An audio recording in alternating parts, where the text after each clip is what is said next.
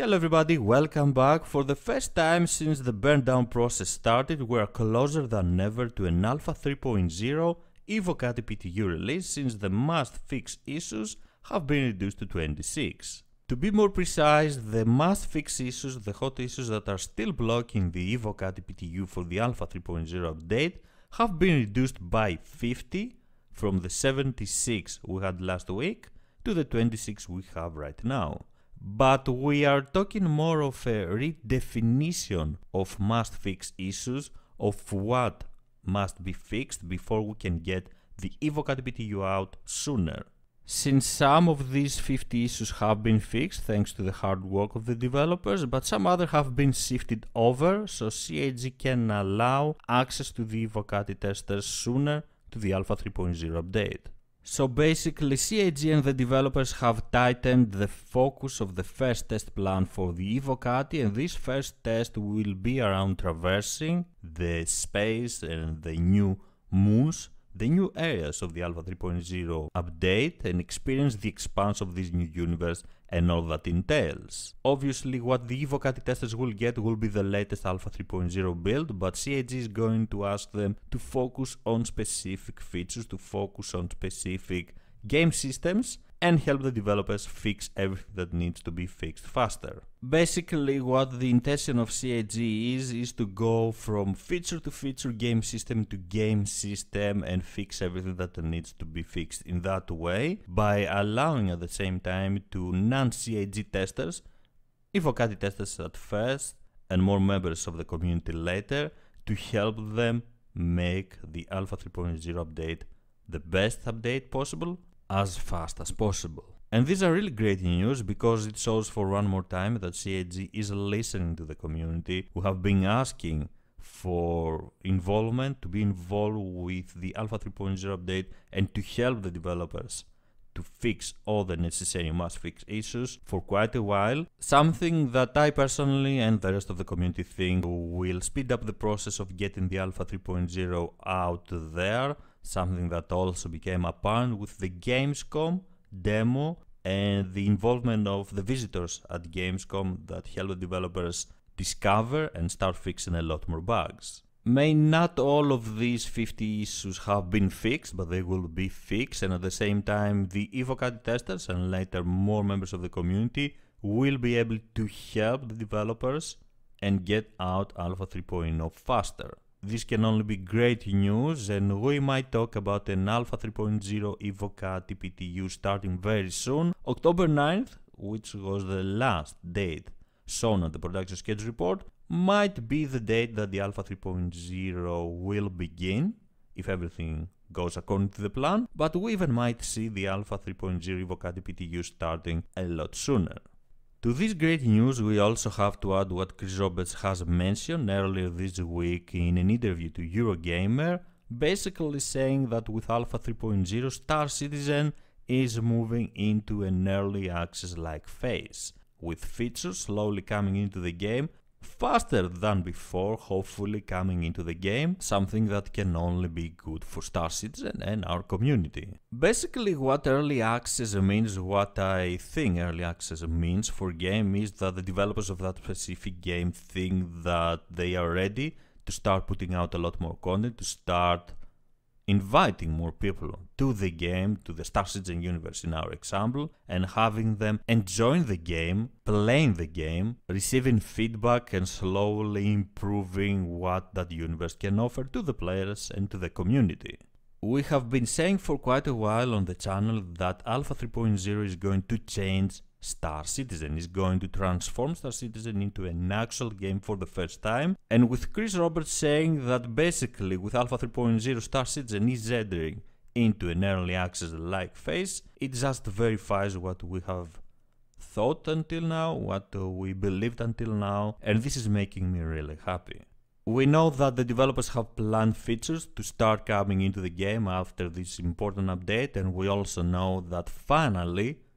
spaceships in Star Citizen are going to be buyable with in-game currency, with Alpha USC, with not 3.0 but 3.1, which is a big step forward and will definitely change Star Citizen even more. To be totally honest, I think that we are entering a period, we are entering a new era for Star Citizen that will transform this amazing project and will turn it into an actual game, into a more enjoyable game for the first time. And don't get me wrong, I very much enjoy Star Citizen right now, but for the first time with Alpha 3.0 and beyond, we are going to have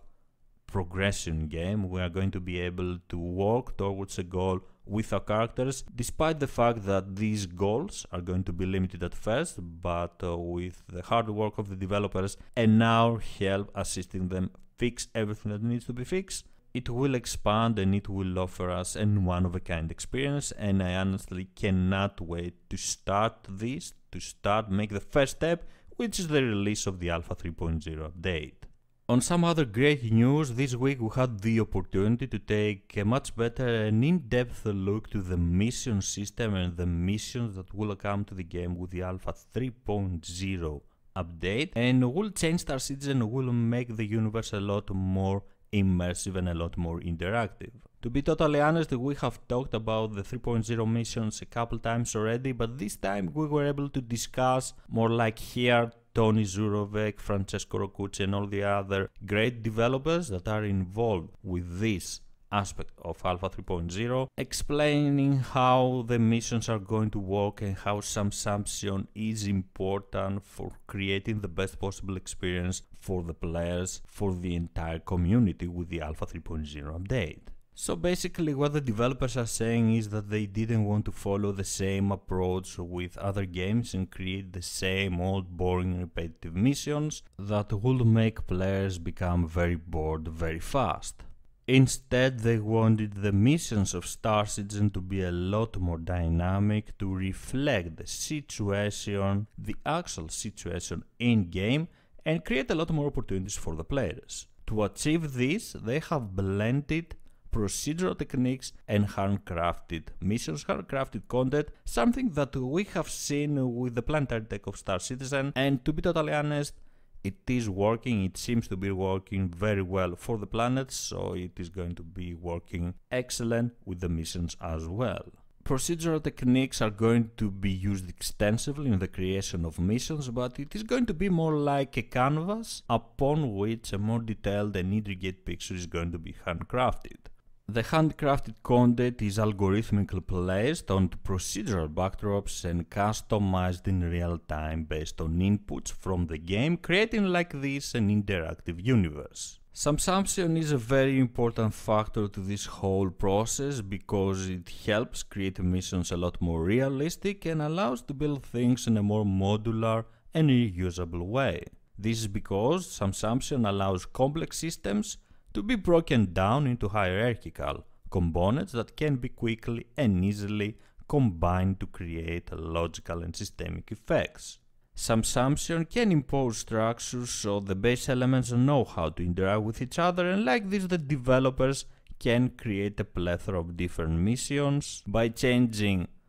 the location a mission is taking place, the enemies you will have to face, the objective of the mission, introducing a number of different variables that can alter the outcome and offer a different experience every time. We could say that the developers with subsumption can create a mission frame, a mission sequence that according to the variables that will be present will offer a different gameplay experience every time. According to the developers, there are going to be a number of different types of missions. We're going to have story-focused missions, which are basically the missions that we will be getting from the mission givers, and the system will take into account the player's reputation, the criminal status of that player, and also the economic factors and other factors in a certain area in order to generate appropriate missions and creating a more dynamic content for the player. So if, for example, you are a pirate living at Grim Hex, you're not going to receive a mission to help a civilian that is under attack from some other pirates. It is only logical and it makes the whole universe a lot more realistic. What really caught my interest and what I really think will give a different flavor to Star Citizen and will make it a much better game from what I have experienced so far are the random encounters in space that will not be missions They will be presented as potential missions, but the player will have the option to ignore them and continue going where he's going, continue his journey. So basically, these are going to be spontaneous missions that will pop up on our radar, and it will be up to us to accept helping a situation or wanting to take advantage of a situation. So another good example is that a civilian is under attack from a couple pirates, and we have the option to go help him or continue a journey and ignore him. These missions are going to be created based on timers and other triggers that will help generate such content. So if an area is quiet for a while and the developers, the game, the system thinks that there has to be action, maybe when we are flying closer to an asteroid, the miner will be suddenly under attack from pirates and we will be able to choose what to do. I am definitely very excited about this type of content, and it is something that I want to see in the game very, very bad, because I think it will only make the whole experience better. There are also going to be some rare events from what they have mentioned, the developers, something that doesn't happen often and will be in one-of-a-kind event like pirates attacking a safe area, or even Vandul attacking Port Olisar. Who knows in the future what we are going to see, what these amazing developers have in store for us. It is obvious that there is going to be a focus on players' choices and consequences for these choices, so it will not be possible to run around, kill everybody you see in front of you, and then go back to Port Olisar like nothing has happened. I like this attitude, I like this approach with the mission system and in general with the whole game, and I think it can only help create a better product, a better universe.